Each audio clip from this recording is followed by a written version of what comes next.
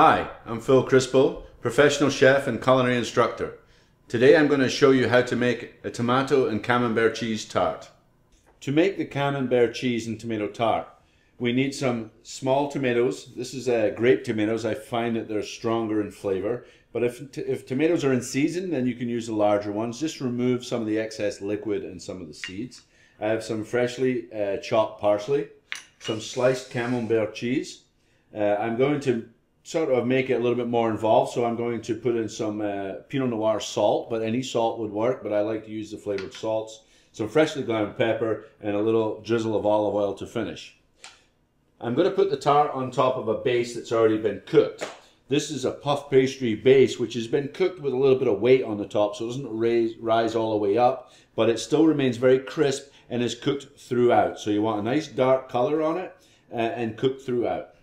So it's very straightforward to put this together.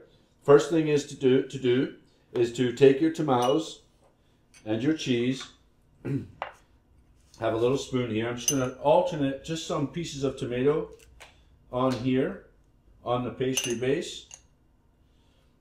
Don't spread them out. I'm going to kind of trying to make like lines, I guess you could say, of tomato, and then I'm going to put the cheese overlapping on top of these. So we'll just get this down here.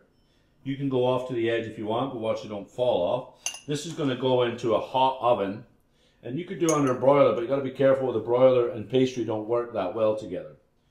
So spreading out the tomatoes like so, teasing the cheese down